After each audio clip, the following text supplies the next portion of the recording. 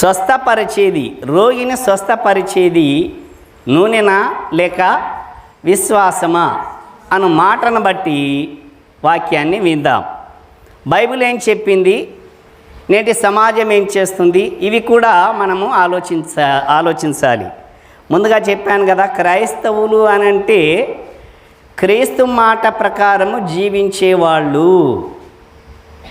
ఇశ్రాయేలీయులు అంటే యాకోబు సంతానానికి చెందినటువంటి వాళ్ళు అని ఎట్లా మనం పరిగణనలోనికి తీసుకుంటున్నామో, అలాగే క్రైస్తవులు అంటే క్రీస్తుకు చెందినటువంటి వారు అని గుర్తుపెట్టుకోవాలి.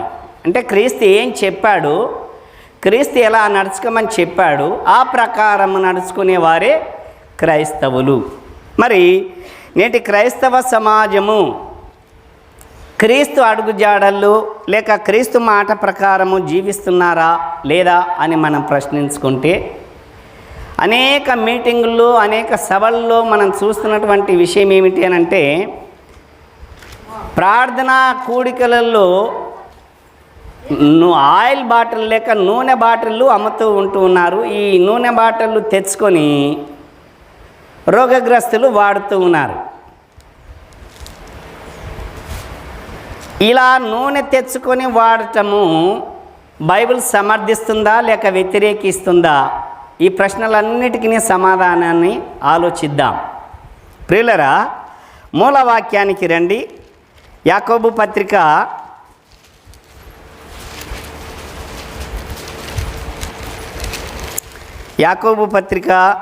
5వ అధ్యాయము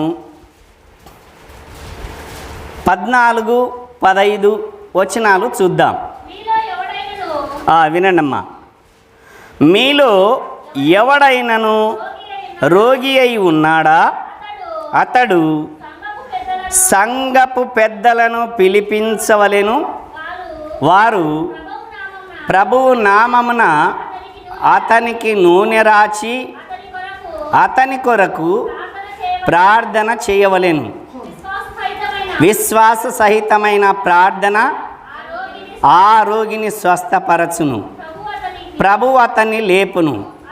అతడు పాపములు చేసిన వాడైతే పాపక్షమాపణ నొందును. చాలమ్మా. ప్రియులరా, మీలో ఎవడైనాను రోగి అయి ఉన్నాడా, అలాగైతే వాడు సంఘ పెద్దలను పిలిపించవలెను. మీలో ఎవడైనాను రోగి అయి ఉన్నాడా, అలాగైతే వాడు సంఘ పెద్దలను పిలిపించవలెను.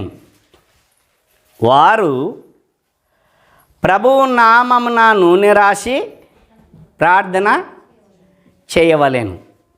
ఇప్పుడు నూనెకు సంబంధించి పెద్దలు కాకుండా ఇంకెవరైనా వాడి ఉన్నారా? ఒకవేళ వాడితే ఎందుకొరకు వాడి ఉన్నారు, ఏ సందర్భంలో వాడి ఉన్నారు అన్నటువంటి విషయాన్ని కూడా ఆలోచన చేద్దాం. మార్కు సువార్త 6వ అధ్యాయము 13వ వచనం చూద్దాం. మార్కు సువార్త 6వ అధ్యాయము 13వ వచనం.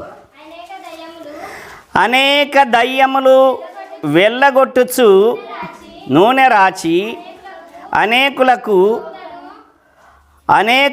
రోగులను స్వస్థపరచుచుండిరి. చాలమ్మ. 7వ వచనం చూస్తే 12 మంది శిశువులు యేసు ప్రభు దగ్గరికి వచ్చి, అయ్యా, నీవు మాకిచ్చినటువంటి అధికారాన్ని బట్టి దురాత్మలు వెళ్ళగొట్టబడుతున్నాయి, రోగాలు స్వస్థపడుతూ ఉంటూ ఉన్నాయి అని చెప్పే క్రమంలో ఈ మాటను పలికారు. ఏమని? అనేకులు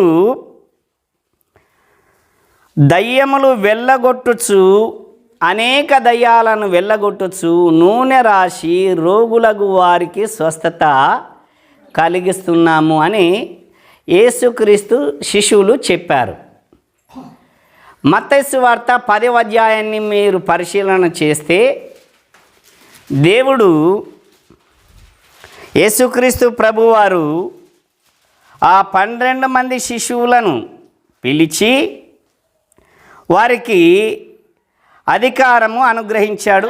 పరలోక రాజ్యము సమీపించి ఉన్నదని ప్రకటించుడి, రోగులను స్వస్థపరచుడి, చనిపోయిన వారిని లేపుడి, కుష్ఠరోగులను శుద్ధులనుగా చేయుడి, దయ్యములను వెళ్ళగొట్టుడి, ఉచితముగా పొందితిరి, ఉచితముగా ఇయ్యుడి. చాలమ్మా, నిదానంగా వాక్యం చదువుకున్నాం కదా.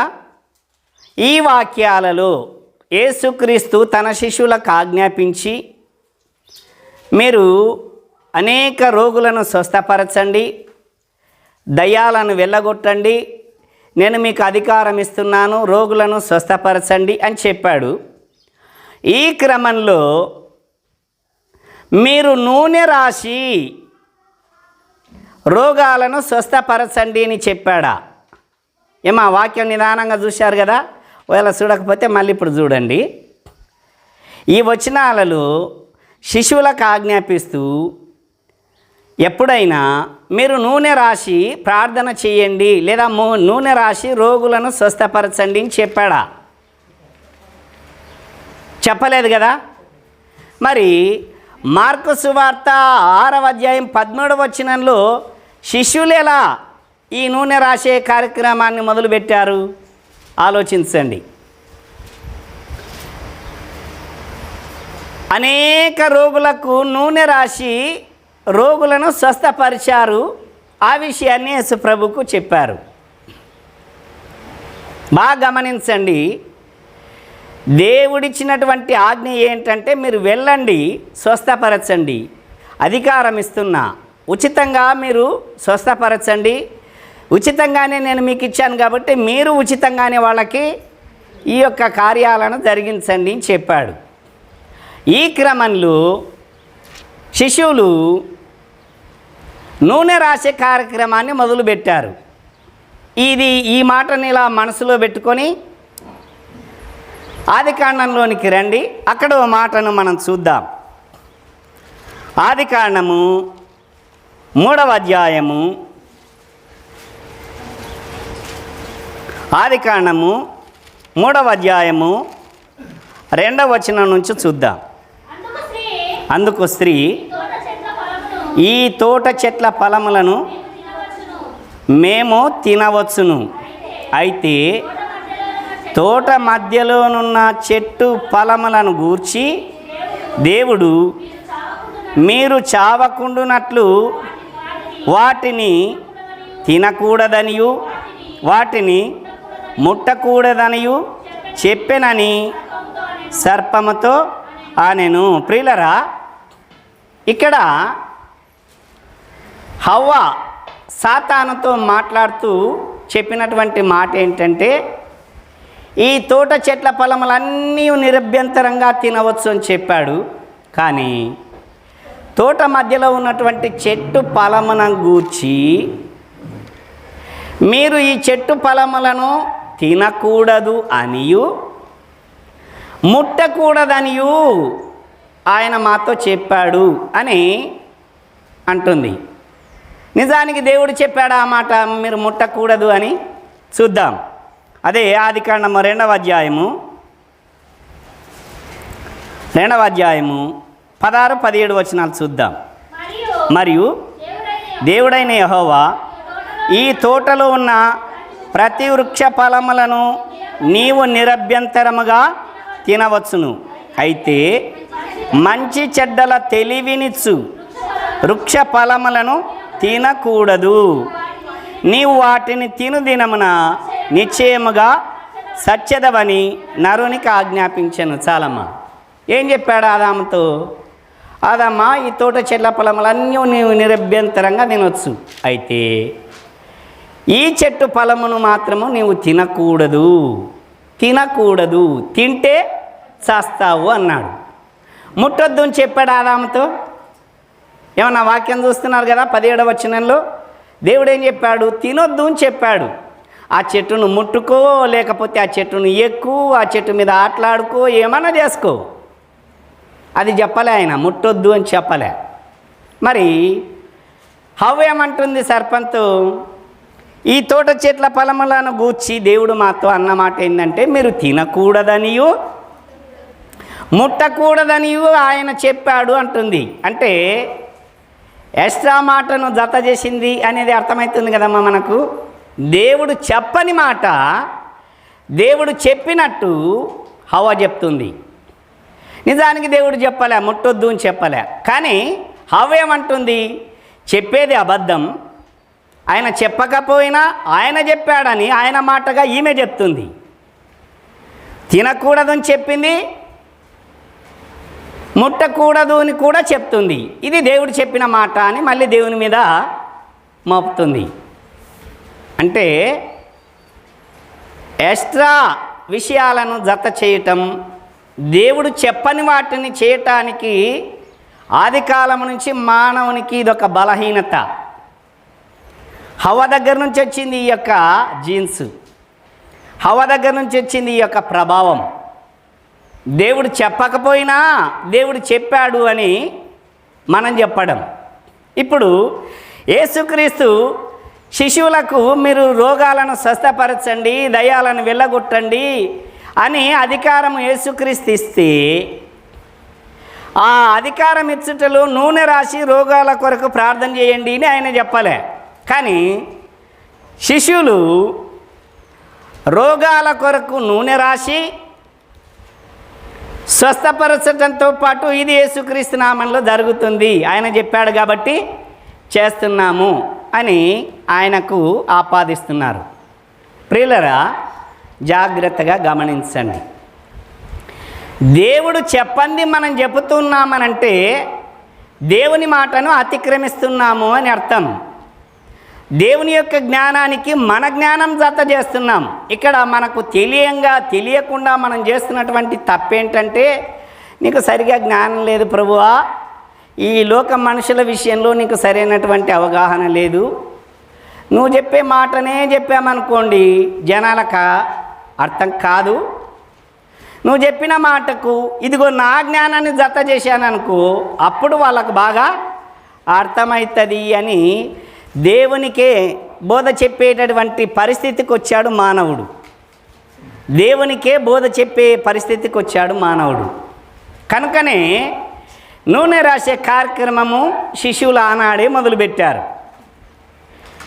దీనివల్ల లాభం ఎంత నష్టం ఎంత అని ఆలోచిస్తే లాభ నష్టాలను గురించి కాదు మనం ఆలోచించాల్సింది, అసలు దేవుడు చెప్పాడా లేదా అన్నదే మనం ఆలోచించాలి. కనుక ఇది దేవునికి సంబంధం లేకుండా మనుషులు తయారు చేసుకున్నటువంటి ఒక ప్రత్యేకమైనటువంటి కార్యక్రమం. ఇప్పుడు యాకోబు పత్రిక రండి. యాకోబు పత్రికలో భక్తుడు చెప్తున్నది ఏంటి అంటే, మీలో ఎవడైనను రోగి అయి ఉన్నాడా, వాడు సంఘ పెద్దలను పిలిపించవలెను. ఇక్కడ కాసింత ఆలోచన చేద్దాం. సంఘ పెద్ద అంటే ఎవడు, సంఘ కాపరి అంటే ఎవడు అనేది తేడా మనకు తెలియాలి. ఇప్పుడు సంఘ పెద్దను గూర్చి బైబిల్ ఏం చెప్పిందో ఒకసారి మనం ఆలోచన చేద్దాం. అపోస్తలుడైన పౌలు తిమోతికి రాసిన పత్రికలోనికి రండి.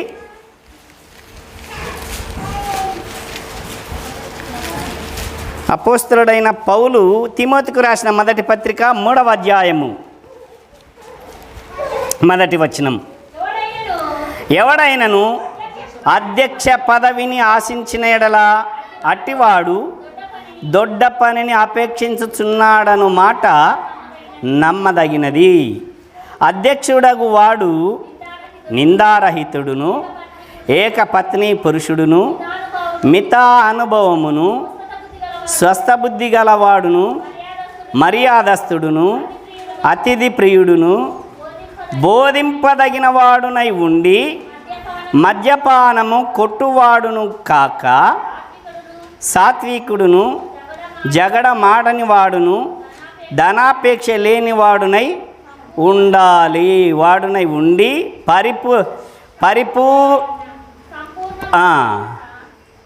పరిపూర్ణ మాన్యత కలిగి తన పిల్లలను స్వాధీనపరుచుకొనుచు తన ఇంటి వారిని బాగుగా ఏలిన ఏలువాడునై ఉండవలేను. చాలమ్మా. సంఘ పెద్దకున్నటువంటి లక్షణాలు ఇవి. మరొక మాటను కూడా చూద్దాం. తీతు పత్రికకు రండి. అపోస్తలుడైన పౌలు తీతుకు రాసిన పత్రిక 5-6 వచనాలు చూద్దాం. నేను నీకాజ్ఞాపించిన ప్రకారము నీవు లోపము ఉన్న వాటిని దిద్ది ప్రతి పట్టణంలోనూ పెద్దలను నియమించు నిమిత్తమే నేను క్రేతులో నిన్ను విడిచి వచ్చి తిని. ఎవడైనను నిందారహితుడును ఏకపత్ని పురుషుడును దుర్వ్యాపారము విషయము నేరము మోపబడని వాడునై అవిధేయులు కాక విశ్వాసులైన పిల్లలు గలవాడునై ఉండిన ఎడల అట్టివానిని పెద్దగా నియమింపవచ్చును. చాలమ్మా. పెద్దలకు ఉండాల్సినటువంటి లక్షణాలు ఈ వాక్యాలు తెలియచేస్తున్నాయి. వీళ్ళు పెద్దలు. ఈ లక్షణాలు కలిగి ఉన్నటువంటి వ్యక్తి సంఘానికి పెద్దగా ఉంటే సంఘము విస్తరింపబడుతుంది, సంఘము క్షేమాభివృద్ధి చెందుతుంది అని పౌలు గారు చాలా స్పష్టంగా మనకు తెలియచేస్తున్నాడు. ఇప్పుడు యాకోబు భక్తుడు చెప్పిన మాట గమనించండి. మీలో ఎవడైనాను రోగి అయి ఉన్నాడా? అలాగైతే వాడు సంఘ పెద్దలను పిలిపించవలెను. ఇక్కడ ఆగుదాం. సంఘంలో సంఘ పెద్దలు, సంఘ కాపరి, సంఘ పెద్ద ఇద్దరు ఒకటా కాదా? సంఘ కాపరి, సంఘ పెద్దలు ఒక్కటా కాదా? దీనికి సంబంధించి కొంత క్లారిటీ చూద్దాము. సంఘ పెద్దలకు ఉండాల్సినటువంటి లక్షణాలను గురించి విన్నాం కదా. అపోస్తలుల కార్యములు 6వ అధ్యాయంలో మరికొంత సమాచారాన్ని చూద్దాం. 6వ అధ్యాయము 2-3 వచనాలు చూద్దాం. అమ్మా, అపోస్తలుల కార్యములు 6వ అధ్యాయము 2-3 వచనాలు. అప్పుడు 12 అపోస్తలులు తమ యొద్దకు శిశువులను సమూహమును పిలిచి, మేము దేవుని వాక్యము బోధించుట మాని ఆహారము పంచిపెట్టుట యుక్తం కాదు. కాబట్టి సహోదరులారా, ఆత్మతోనూ జ్ఞానముతోనూ నిండుకొని మంచి పేరు పొందిన 7 మనుషులను మీలో ఏర్పరచుకొనుడి. మేము వారిని ఈ పనికి నియమింతుము. చాలమ్మా. విన్నారు కదా. సేవకుని పని ఏంటి? బోధించటం సేవకుని పని. బోధించటము పని కలిగినటువంటి ఈ వ్యక్తి సంఘ పెద్దగా పనిచేయటానికి కుదరదు. బోధించటం అని పంచిపెట్టుటకు, ఈ పంచిపెట్టే కార్యక్రమానికి మేము కుదరదు. కనుక మీలో 7 మీరే ఏర్పరచుకోండి. వాళ్ళు మంచి పేరు, మంచి సాక్ష్యం కలిగిన వాళ్ళైతే దేవుని ఆత్మచేత ప్రేరేపింపబడిన వారిని సంఘ పెద్దలుగా నిర్ణయిస్తాను అని పేతురు, యోహానులు చెప్పడం జరిగింది. ప్రియులరా, సంఘ పెద్దలకు సంఘ కాపరికి సంబంధము లేనే లేదు. వాళ్ళ పని వేరు, ఈయన పని వేరు. ఇప్పుడు మీలో ఎవడైనాను రోగి అయి ఉన్నాడా? వాడు సంఘ పెద్దలను పిలిపించవలెను. ఇప్పుడు ఒక సందర్భాన్ని మీకు గుర్తు చేస్తాను. పుట్టినది మొదలుకొని పక్షవాయు రోగముతో బాధపడుతున్నటువంటి వ్యక్తి యేసుక్రీస్తు కపెర్నహూము పట్టణానికి వచ్చిన సందర్భంలో జనసమూహము కిక్కిరిసి ఉన్నారు. పక్షవాయు గల వాణిని మాత్రమే యేసుక్రీస్తు దగ్గరికి తీసుకురావాలి. ఈ పరిస్థితుల్లో 4 వ్యక్తులు మంచము మీద ఆ పక్షవాయు గల వాణిని ఎత్తుకొని యేసు ప్రభు దగ్గరికి వచ్చారు. తీరా చూస్తే జనసమూహము కిక్కిరిసిపోయారు. యేసు ప్రభు దగ్గరికి రావటానికి వీలు కుదరలేదు. అలాగని వెనక్కి తీసుకొని వెళ్ళలేదు. ఆ 4 వ్యక్తులు ఇంటి పైకెక్కి పైకప్పు తీసి సరిగ్గా యేసు ప్రభు ఉన్న చోటికి ఆ పక్షవాయువు గల వాణిని దించారు. ఇప్పుడు యేసు ప్రభు ఈ వ్యక్తిని, పక్షవాయువు గల రోగంతో నువ్వు బాధపడుతూ ఉన్నావు, నీకు స్వస్థతనిస్తున్నాను, లేచి వెళ్ళిపో అని చెప్పలేదు. మీరు అక్కడ గమనిస్తే యేసు ప్రభు ఈ వ్యక్తిని చూడలేదు.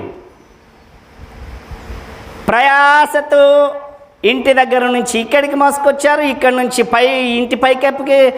ఇంటి మీదకి ఎక్కారు, ఇంటి పైకప్పు తీసి కిందికి దించారు. వారి యొక్క శ్రమను చూచి బైబిల్లో రాయబడింది, వారి విశ్వాసమును చూచి ఈ పక్షవాయు గల వానితో యేసుప్రభు అంటున్నాడు, నీ పాపములు క్షమించబడి ఉన్నవి, నీ మంచం ఎత్తుకొని ఇంటికి నడుమని చెప్పాడు.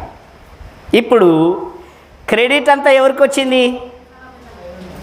ఏమా గమనించారా? సంఘ పెద్దలకు వచ్చింది. రోగమేమో పక్షవాయు గల రోగి, స్వస్థపరిచేది యేసు ప్రభు. కానీ వీళ్ళిద్దరి మధ్య జరగవలసినటువంటి పనిలో ఘనత పొందిన వాళ్ళు, ఘనతకెక్కిన వాళ్ళు ఎవరు అని అంటే పెద్దలు. వారి విశ్వాసమును చూచి ఇప్పుడు ఈయనని అంటున్నాడు. సంఘ పెద్దలకు ఇంత ఆశీర్వాదం ఉంటుంది సంఘంలో పరిచర్యలు చేస్తే. ఘనత ఎలా కలుగుతుంది అంటే సంఘ పరిచర్యలో ఇలా పాల్గొనటం వల్ల. అందుకే భక్తుడు అంటున్నాడు, మీలో ఎవడైనాను రోగి ఉన్నాడా, వాడు సంఘ పెద్దలను పిలిపించవలెను. పిలిపిస్తే వాళ్ళు చేయాల్సిన పని ఏంటి అంటే ప్రభువు నామమున వానికి నూనె రాసి ప్రార్థన చేయవలెను. ఇప్పుడు సభలలో, సువార్త సభల్లో మీరు చూస్తుంటారు కదా, వాక్యాన్ని క్లియర్గా నిదానంగా వింటున్నాం. నూనె అమ్మే వాళ్ళు ఎవరు, నూనె రాసేది ఎవరమ్మా? నేను ప్రత్యక్షంగా చూసినటువంటి వ్యక్తినే నేను మీకు చెప్తూ ఉన్నాను. గుత్తిలో అద్భుత కుమార్ గారు సంఘ పెద్ద అందామా, వాక్యాన్ని బట్టి సంఘ కాపరి అందామా? ఏమ్మా? ఇప్పుడు వాక్యం విన్నారు కదా, సంఘ పెద్దకు సంఘ కాపరికి తేడా. ఇప్పుడు ఆయనను సంఘ పెద్ద అందామా, సంఘ కాపరి అందామా? ఏం అర్థం కాలేదా వాక్యం? అద్భుత కుమార్ని సంఘ పెద్ద అందామా, సంఘ కాపరి అందామా? సంఘ కాపరే కదా. సంఘ కాపరికి సంబంధం ఉందా నూనె రాసే పని? ఏమ్మా? సంఘ కాపరికి నూనె రాసే పని ఉందా? ఇప్పుడే వాక్యం విన్నారు కదా. ఆ పని చేయాల్సింది ఎవరు? సంఘ పెద్దలు. మళ్ళీ రాస్తున్నది ఎవరు? ఆయన సంఘ కాపరి రాస్తున్నాడు. రాయడం కాదు, డైరెక్టర్ నోలుల్లో కూడా కొడుతున్నాడు ఆయన.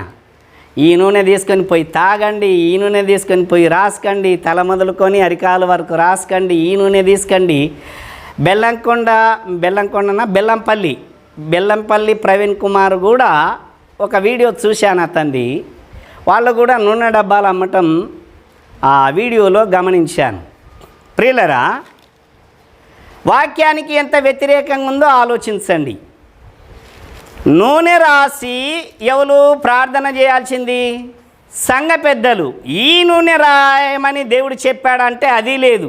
సరేలే ఏదో చేస్తున్నారు, చెయ్యని అని అనుకుంటే సంఘ పెద్దలకు దక్కాల్సినటువంటి ఆ క్రెడిట్ అంతా సంఘ కాపరి కొట్టేస్తున్నాడు.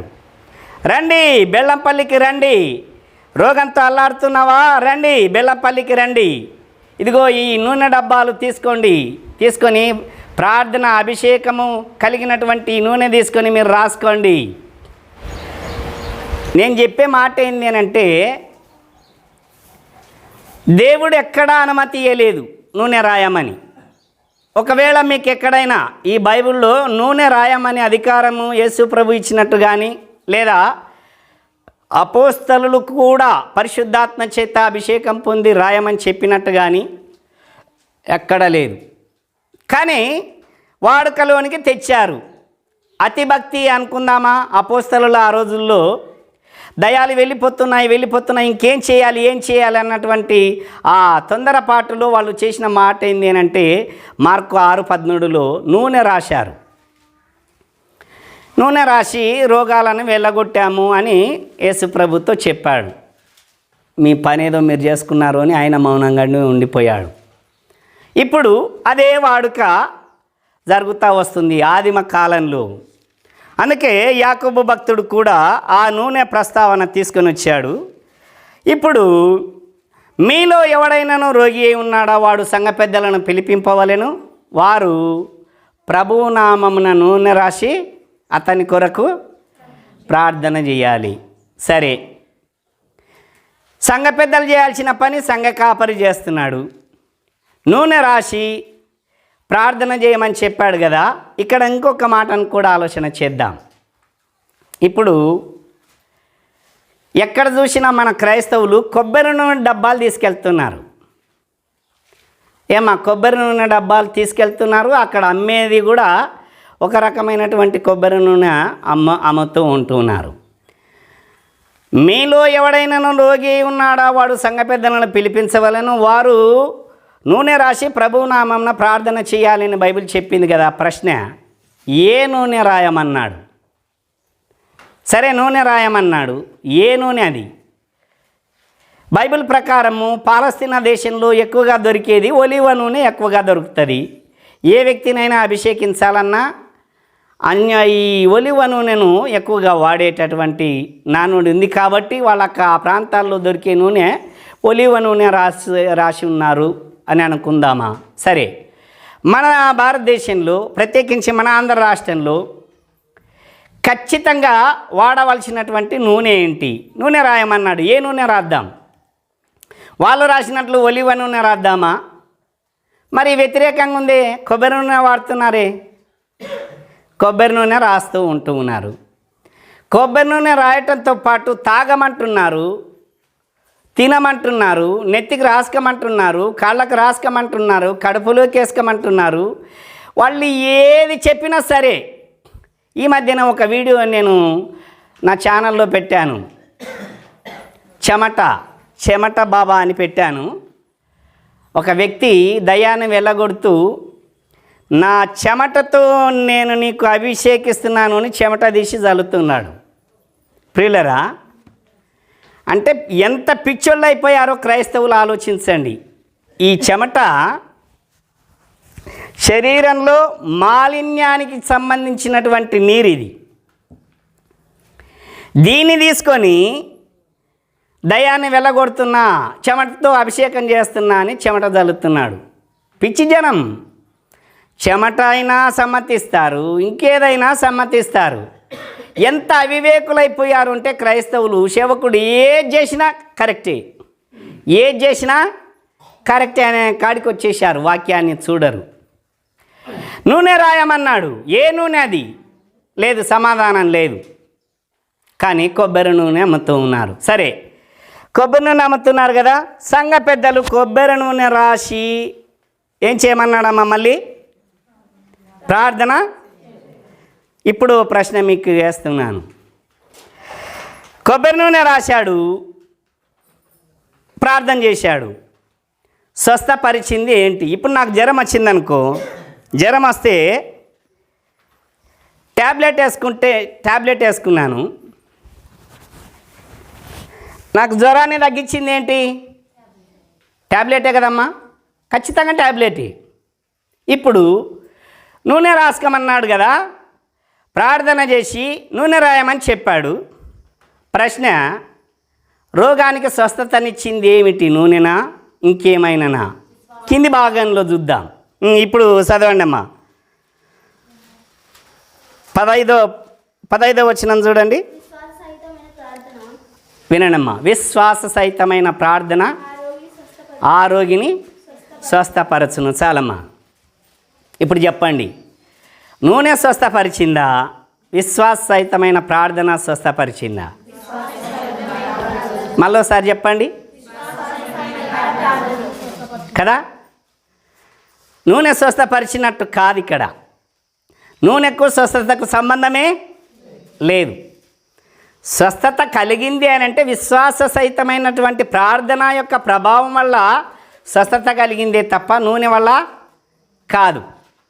మరి నూనె వల్ల స్వస్థత లేదు అని బైబిల్ చెబుతుంటే పిచ్చి జనాలు ఎందుకు నూనె మీద ఇంత వ్యామోహం పెంచుకుంటున్నారు? పెద్దలు ప్రార్థన చేసి నూనె రాయమని చెప్పారు. అది వాడుక, వాళ్ళకి అప్పుడు అట్లా వచ్చింది వాడుక. సరే, ఆ వాడుక ప్రకారం నూనె రాశారే అనుకుందాం, మరి స్వస్థపరిచింది ఏంటి? ప్రార్థన స్వస్థపరిచింది, నూనె కాదు. ఈ మాటను మన హృదయంలో భద్రపరుచుకుందాం. ఎప్పుడే కానీ ఎక్కడే కానీ ఒక వస్తువు రూపంలో మనకు స్వస్థత కలగాలి అని కోరుకుంటే అది క్రైస్తవుల లక్షణం కానే కాదు. దీనికి సంబంధించి ఒక విషయాన్ని మీకు గుర్తు చేసి వాక్యాన్ని ముగిస్తాను. యెషయా గ్రంథం 38వ అధ్యాయము. యెషయా గ్రంథం 38వ అధ్యాయము మొదటి వచనం చూద్దాం.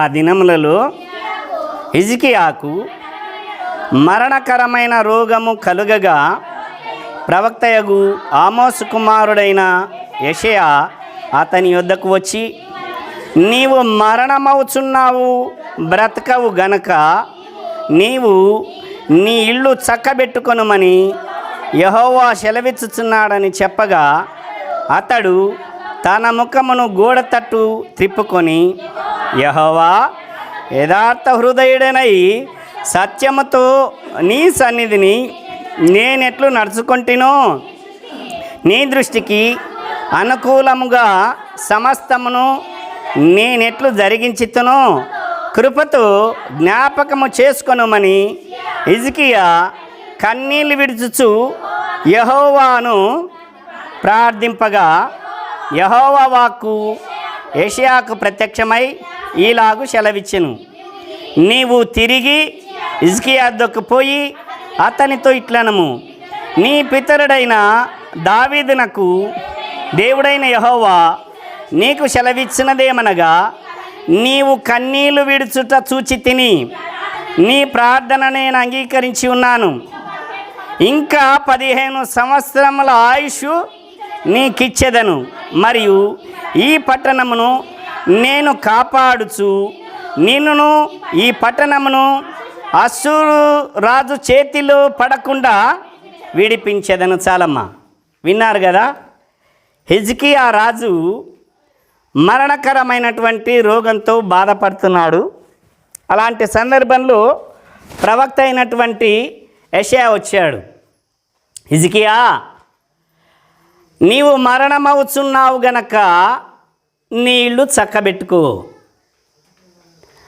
అని చెప్పినప్పుడు హిజ్కియా వెంటనే పశ్చాత్తాపపడి కన్నీళ్లు విడుచుచు గోడ తట్టు తిరిగి ప్రార్థన చేస్తున్నాడు.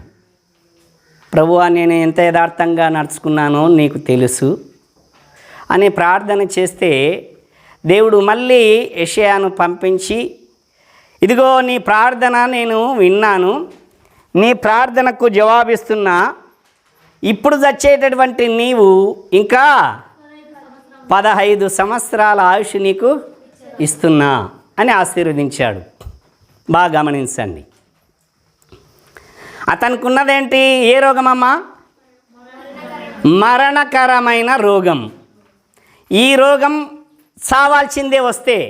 ఇప్పట్లో మనకు క్యాన్సర్ ఎలా ఉందో అప్పట్లో ఈ రోగము అలాంటిది.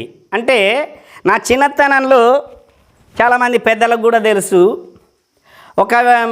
ఒక్కొక్క వ్యక్తికి నారి పుండ్లు పుట్టేవి. నారి పుండ్లు అంటే ఇంత పొడవు వచ్చేది, దానికి సంబంధించినటువంటి ఒక దారం లెక్క పుండు ఇంకా ఒక సాట మొదలయ్యిందంటే అది ఎక్కడ పుడుతుందో మానేదంటే సమస్య ఉండదు. అంతగా మనుషులను ఇబ్బంది పెట్టేది నారి పుండ్లు అని.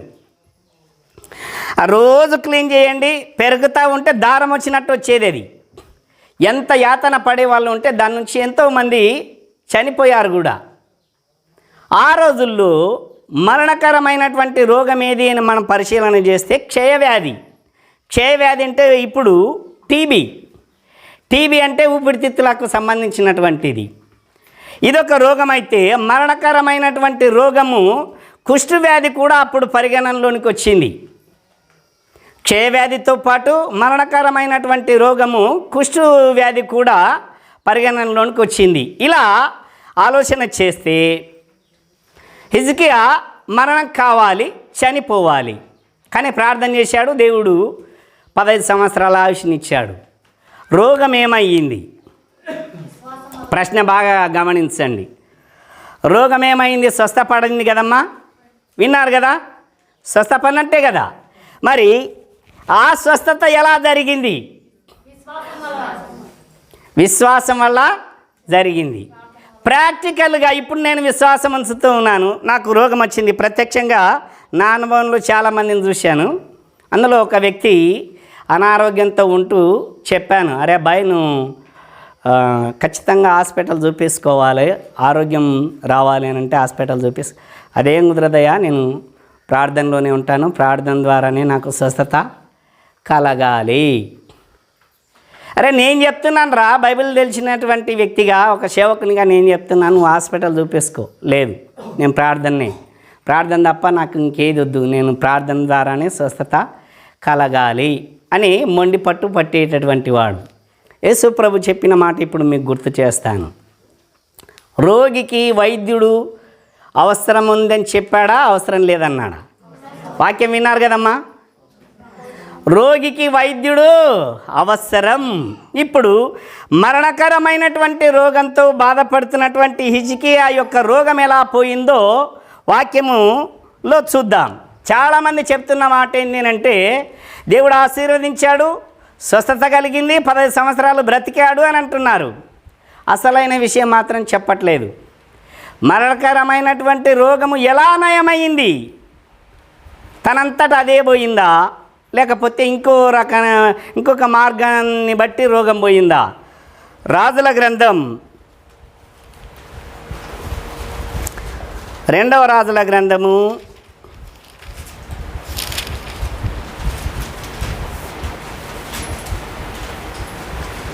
20వ అధ్యాయము 1వ వచనము 7వ వచనం చూద్దాం.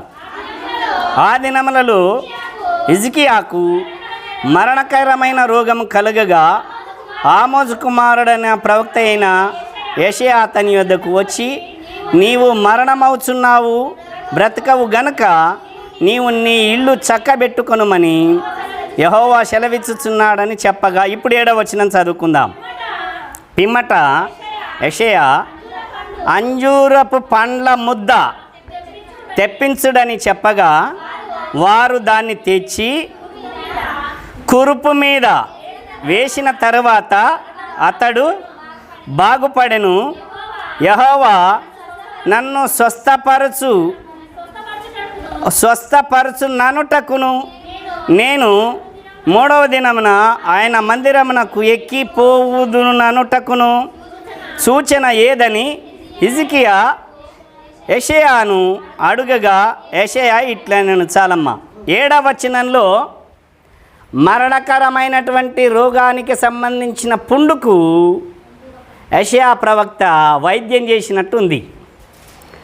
అంజూరపు పండ్లను ముద్దగా చేసి ఆ ముద్దను పుండ్ల మీద, ఆ మరణకరమైనటువంటి పుండ్ల మీద పెట్టాడు, వైద్యం చేశాడు అని చెప్పాలి. వైద్యం చేయటం వల్ల హిజ్కియా బ్రతికాడు, తిరిగి మళ్ళీ 15 సంవత్సరాలు బ్రతికాడు. చూశారా ప్రియులరా, రోగానికి మందే ప్రాముఖ్యం, రోగానికి మందు. ఇప్పుడు మందు తీసుకోవటానికి నేటి క్రైస్తవ సమాజం వెనకడుకేయడానికి కారణం ఏంటి అంటే, నా దేవుడు గొప్పవాడు, ఆ దేవుడిచ్చిన జ్ఞానమే ఈ మందు అని ఎందుకు ఆలోచించరు? ఆ దేవుడిచ్చినటువంటి జ్ఞానం ద్వారానే వైద్యము జరుగుతుంది అని ఎందుకు అనుకోరు?